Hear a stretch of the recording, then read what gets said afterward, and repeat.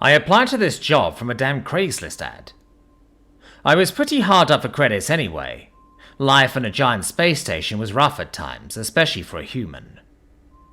Wanted: motivated individual, overnight shift, clerk at a small fuel station on the West End. Duties will mostly include restocking and cleaning, fueling the occasional freighter, and early breakfast prep.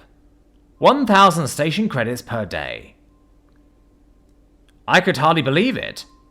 Minimum wage on this station was 12 credits an hour. My previous job, a fry cook at a random fast food joint on the promenade, paid 15. This was considered pretty decent pay for an entry-level job. I ended up being shit-canned, was late too many times. Public transportation was crap for anyone not living in the Crown. I live on the West End and the trams didn't go all the way into there. I'd either have to walk or bike 2 miles to get to the train, or drive my beat-up Terrakian shuttle cruiser. Thing was on his last legs. I was able to rig it to run for a few days on end, but the ion engine had a coolant leak that I could only patch. Shuttle Zone had the hose back-ordered 3 months. Anyways, the proprietor, I'll call him Fred, as that's what his name sounded like to me, he was odd. I chalked it up to him being a Frex. Somehow I was the only applicant, and he hired me on the spot over the phone. I was too clouded by the prospect of not having to eat freeze-dried cuppa worms anymore, that I didn't see the red flags. So for my first night, I decided to get absolutely wasted the day prior, so I would sleep all day. Of course I awoke with a headache, but after a shower I was golden. Golden like a shower, I always say. I hopped on my bike as the commute was short, and arrived 20 minutes early. I didn't even know that this place was here. Wondered how many times I had driven right past it. It was slightly outside the ring on the platform. The atmospheric shielding somehow extended outwards to enshroud the facility. With my back to the station, it seriously looked like a convenience store just floating in the ether on a slab of concrete. It was fucking liminal. The old rectangular building sitting there in space, lights blinking or just not functioning. Crickets singing the song of fuck somewhere in the bushes. Only one car in the lot. I assumed it was Fred's. It was an older Lexus R-Spec. You know the type. A 15-year-old luxury car, usually bought with tax returns to make the buyer appear better off than they really were. The first hour was uneventful. Apparently, Fred never came into the store. I met another employee, Kral. I was his relief. He walked me through all of my duties and what the morning shift would be expecting out of me when they arrived. Really seemed simple enough. I didn't even have to go outside to refuel the carriers. Entire process was automated. I only had to run a quick fundish check and hit a green button. Didn't even have to talk to the driver. Entire interface was text-based. Before he left, he handed me a grease-stained envelope. It had "Night Clerk open at midnight" written on it. Crow just shrugged as he handed it to me, and then walked out to what was apparently his Lexus. I noticed that he only hovered it long enough to light up a cigarette, and then he rapidly floated off into the night. At about 11:55, I was walking towards the bathroom to give it a quick mopping when I saw the envelope. Close enough, I figured. Inside was a single crumpled note. It looked like it had been folded and unfolded, jammed into pockets, and been dropped into the mud hundreds of times. It read as follows. Rules for surviving the night. Please follow these to a T as your life depends on it. Rule number 1. If you hear a baby crying, lock yourself in the bathroom until it stops. Rule number 2. At 1:30 a.m, a customer will come in and order coffee from the machine. He will sit at the chair in the corner of the dining area. Do not make eye contact. Do not speak with him. He will leave after 40 minutes. Rule number 3. There is a demon that lives on the underside of the slab. If you go outside between midnight and 3 a.m, it can and will eviscerate you. If you are a smoker, stand outside the back door on your break. Do not close it. It locks from the inside. If you hear a scream, go inside. Toss the cigarette first, please.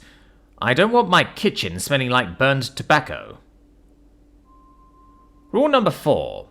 When cleaning the fryer oil, please turn off the fryers for 15 minutes.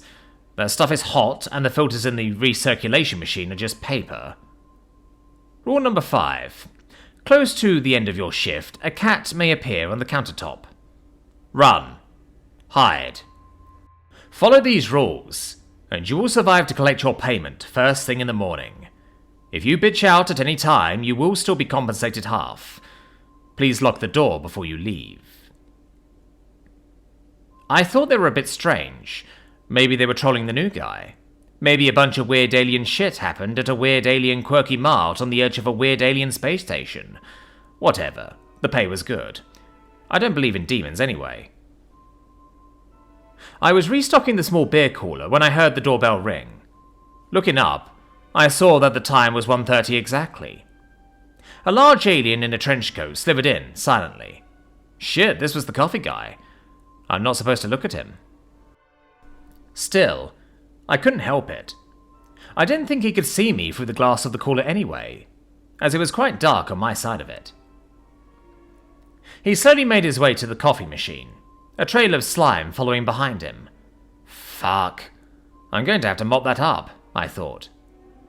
He flashed the credit chip on his wristband. The cup dropped, filled, and with a slimy tentacle he grabbed the cup shakily. Of course, once he sat down, I completely forgot about him. After I was done with the cooler, I decided it was break time.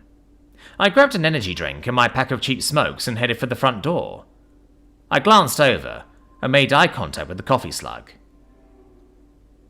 He shot up suddenly, and in an instant he was right in front of me, snarling. I instinctively swung my fist at him, my rockstar Martian cola exploding over both of us. "Damn, bro," he said. "Nobody around here has the balls to do that. Name's Hector. Can I buy you a coffee and come have a smoke with you?" I agreed. He's actually a cool guy. Turns out that everyone treats him like shit because he looks like a slug. What a bunch of bullshit. So we chatted about sports for a while before he hopped into his truck and drove off, waving a tentacle out the window. We are going to a basketball game next week. His treat. Anyway, I lit another smoke and reflected on how silly that list really was. And then I heard the most blood-curdling scream I could never imagine. I turned towards the doorway, and standing in front of it was a fucking demon. And by demon, I mean demon. Red guy, horns.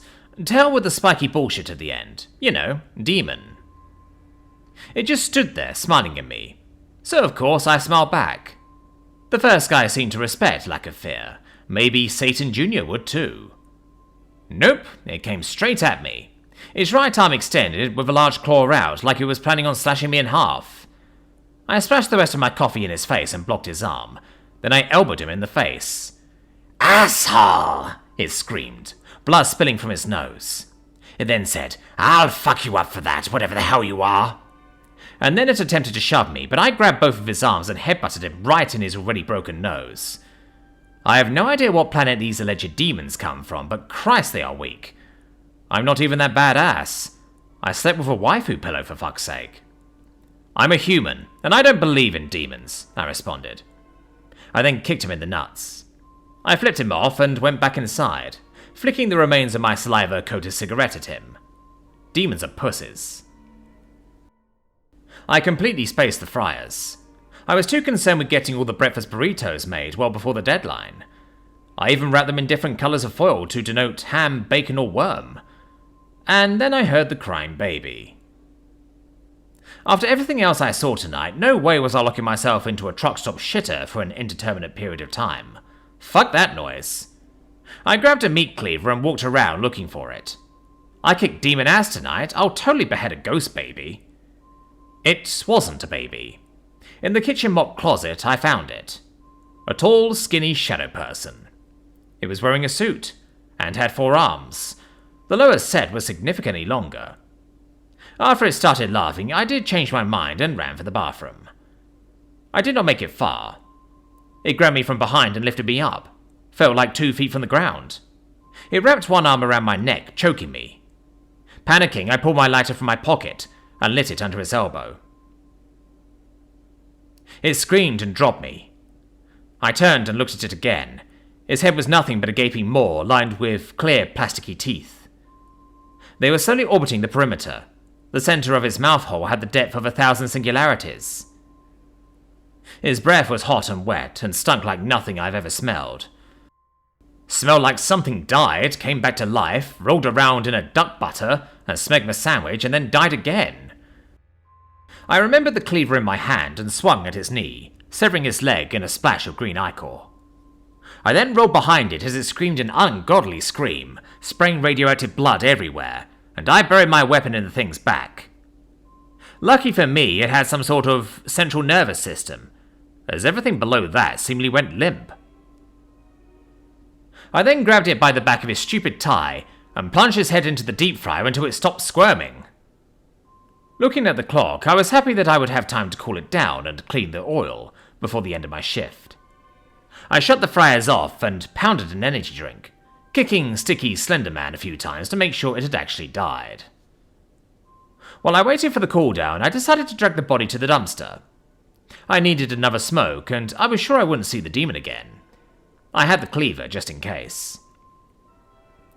Rest of the shift went normally. Never did see the cat that night.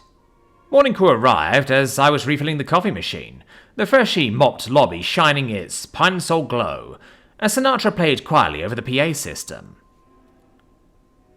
Bob, the morning manager, seemed a bit scared of me, but he handed me a credit chip anyway, always remaining almost arm's length away from me.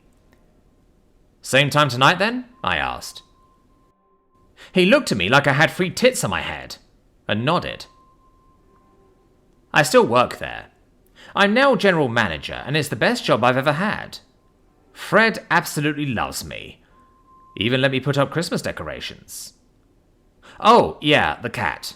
Turns out that most aliens are scared of cats. That's it. He's just a normal cat. He lives with me now. I named him Demon. We give each other little headbutts while we share tuna on my waifu pillow.